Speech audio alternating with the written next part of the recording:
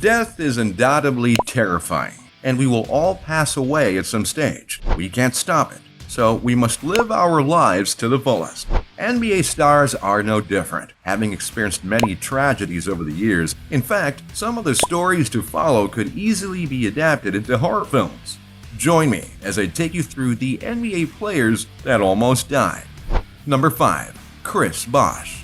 A blood clot found its way to Chris Bosh's lungs after his 2015 calf surgery, blocking an artery. This condition, known as pulmonary embolism, had claimed the life of 52-year-old former Blazer forward Jerome Kersey just days before Bosh was diagnosed. Moreover, the blockage was only half the problem. It also caused excess liquid to build up in his lungs, which he had to drain over the course of 4 days by attaching tubes to his chest. He returned for the 2015-2016 season, but another calf injury caused another blood clot in his lungs, forcing him to sit out the remainder of the season. Later, the league declared Bosh's career over after he missed the entire 2016-2017 season due to problems with his condition. After 7 years with the Heat, the team waived him and vowed to retire his jersey out of respect.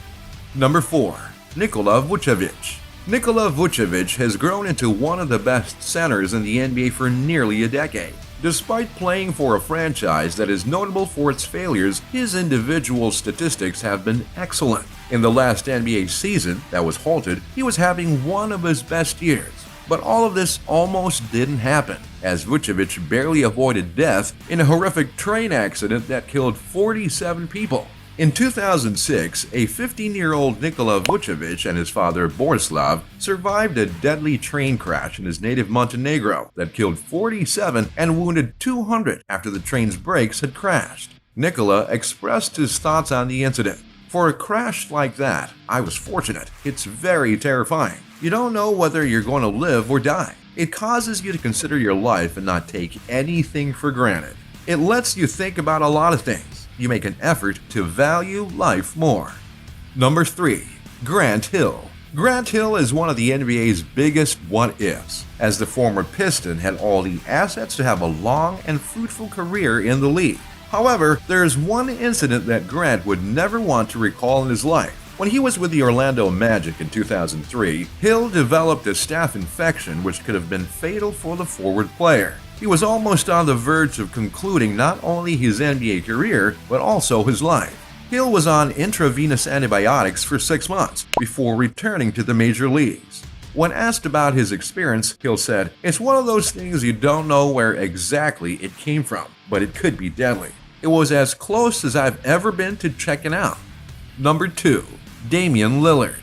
Damian Lillard was born and raised in Oakland, and as we all know, with all the crime and gang activity that exists, Oakland is not the safest place to grow up in. Back in 2008, when the current Portland Trail Blazers point guard was waiting for a bus after training, he was robbed and assaulted by 3 men. Damian didn't back down from the scuffle and instead attempted to tackle the robbers. As a result, one of the armed men drew his gun on Damian, but fortunately for everyone, he didn't shoot him. Lillard mentions this incident in his rap song Roll Call, where he nearly got shot in the head. Number 1. Lamar Odom. Lamar Odom's 2015 illegal substance abuse is one of the most popular and widely documented cases of an NBA athlete coming really close to dying.